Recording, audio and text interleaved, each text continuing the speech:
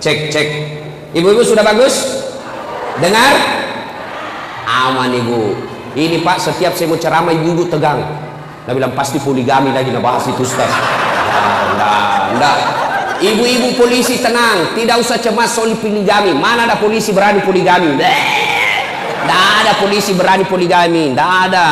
Mana polisi tidak ada takut sama istrinya? Semua polisi takut sama istrinya. Lihat, saya tanya, Bapak takut sama? Maka cak memang tong ini di belakang ini. Cek, cek. Coba, saya tanya. Dia bilang sebenarnya itu polisi Ustaz tidak takut sama istri, cuma takut sama istrinya komandan. Dan ini komandan takut juga sama istrinya.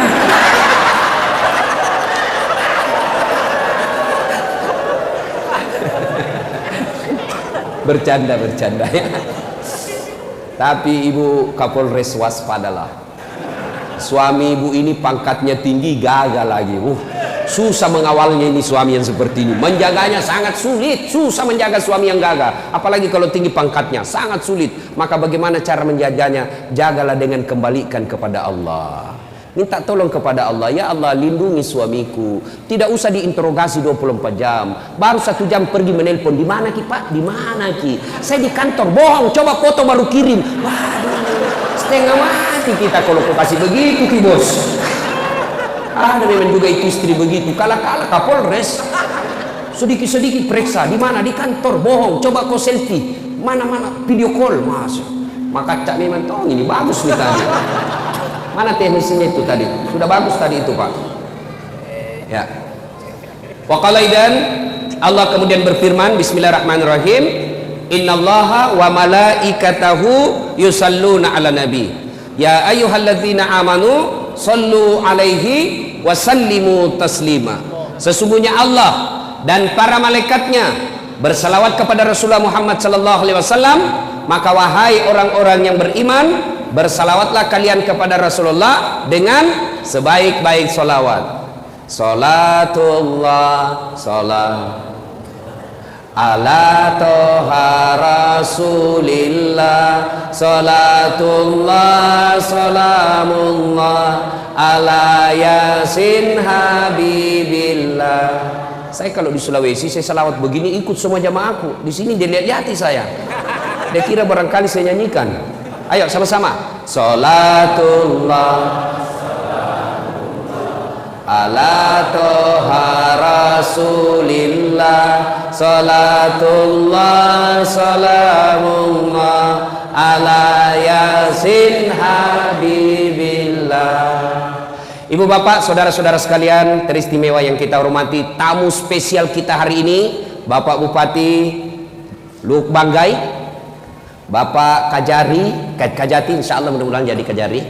Bapak Kajari Kabupaten Banggai, Bapak Kapolres berta seluruh jajaran, Ketua Pengadilan dan Ketua DPRD Kabupaten Banggai yang menjadi contoh buat kita semua.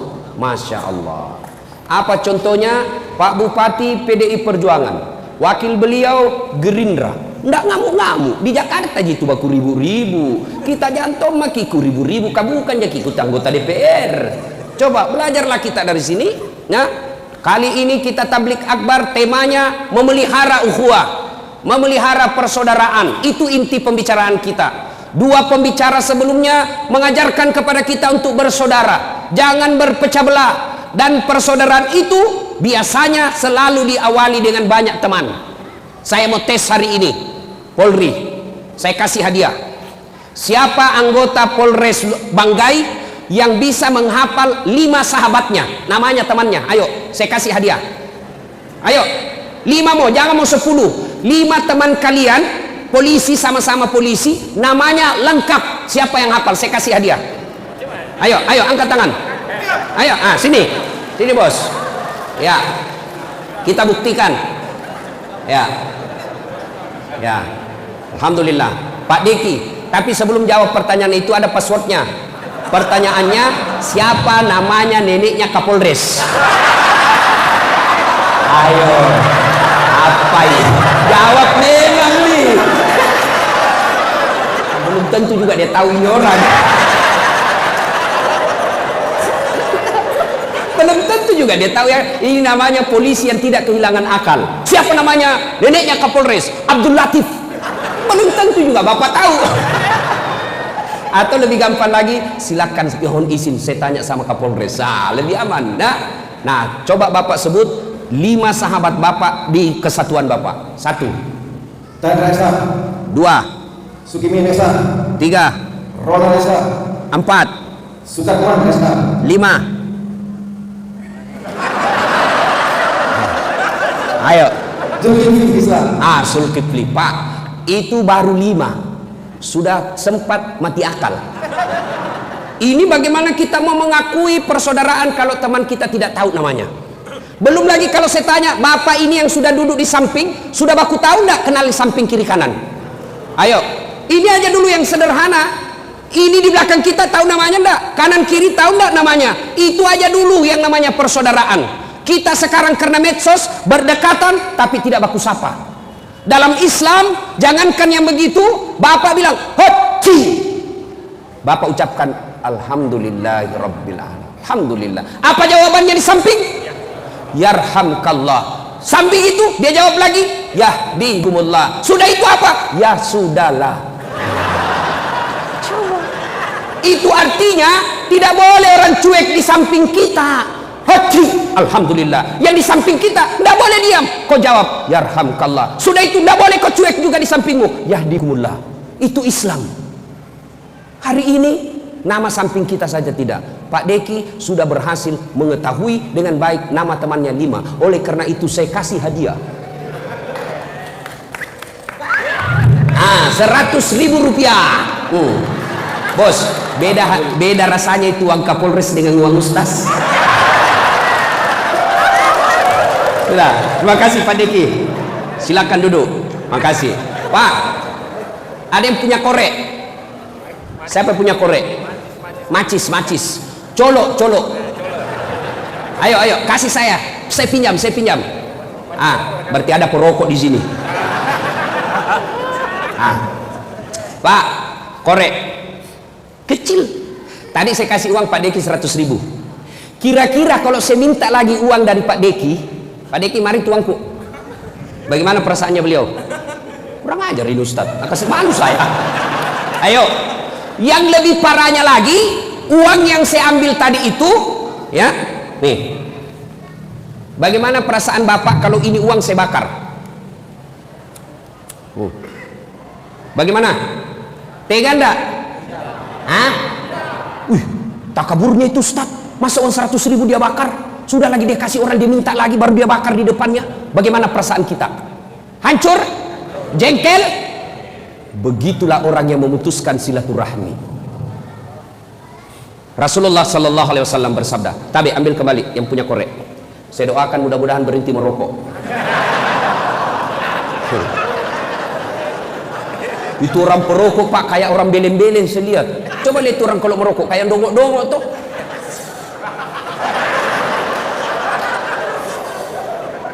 Itu aja dikerja 10 menit.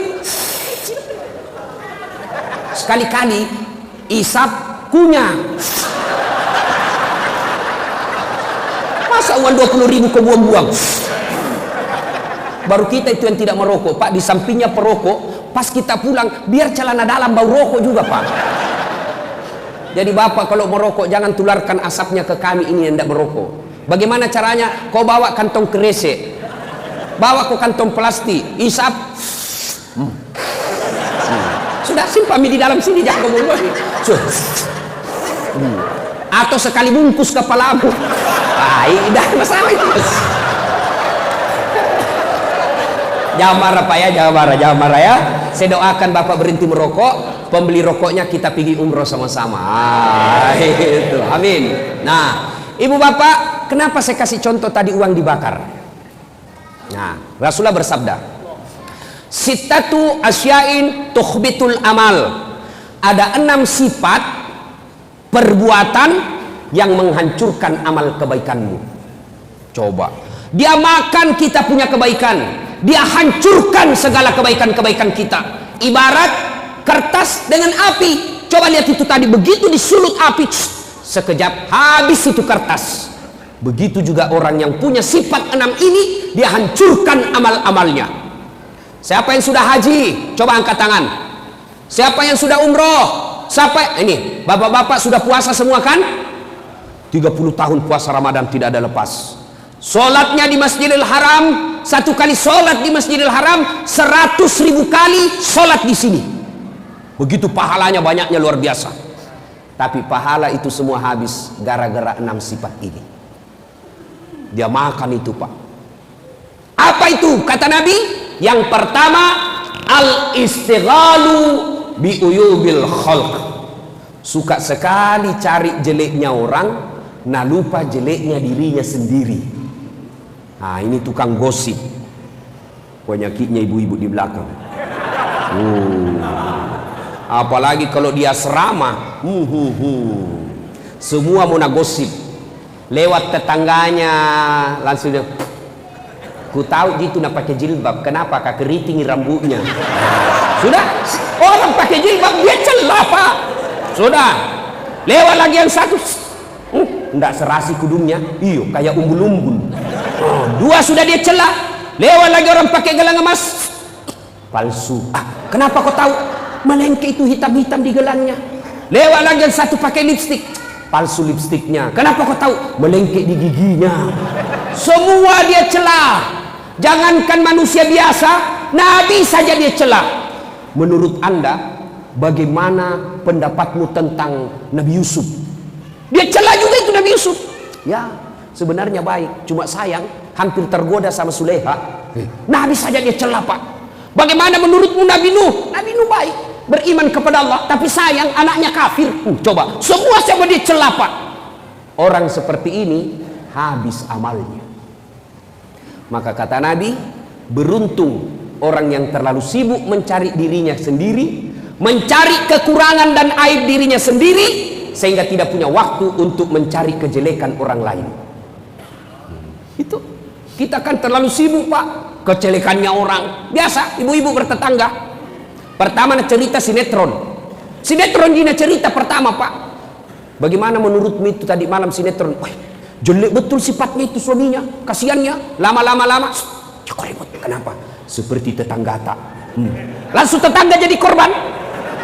Langsung dia bilang, iyo, kasihan ya, setengah mati suaminya, pergi pengajian kiri kanan, istrinya selingkuh. Coba, apa gunanya kita cerita seperti ini, Bu? Ibu-ibu saya tanya, ada ndak yang istri yang senang suaminya selingkuh? Ada? Jawab dulu, Ibu. Ada ndak? Tidak ada. Lalu apa gunanya kita cerita? Ayo. Maka istri yang baik, majelis taklim yang baik, anggota bayangkari yang baik, yang taat dalam agama, datang tetangganya bawa gosip, saya dengar innalillahi wa inna na'udzubillah bin zalik. Kita berlindung kepada Allah dari keburukan seperti itu. Belum tentu suami tak lebih baik dari dia. Itu baru istri yang baik. Ini tidak, Pak, baru iyo, saya tahu itu, begitu memang, padahal dia tidak tahu. Suka sekali codo, ikut campur. Barang siapa ibu-ibu yang suka ikut campur, maka nasibnya seperti toge. Tahu toge? Bapak-bapak tahu toge? Coba lihat itu toge, suka ikut campur toh. Kita bikin pecel, ada ya. Gado-gado, ada. Soto Banjar, ada. Ikan doang, ada. Tahu isi, ada. Karena dia selalu ikut campur, maka Allah takdirkan seluruh toge dari Sabang sampai Merauke tidak ada yang lurus, semua bengkok. Maka kalau ada ibu-ibu bayangkari di komplek, pagi-pagi gosip, teriaki saja, pagi-pagi toge ini ayukibbu ahadukum, sukakah kamu memakan bangkai sesamamu manusia?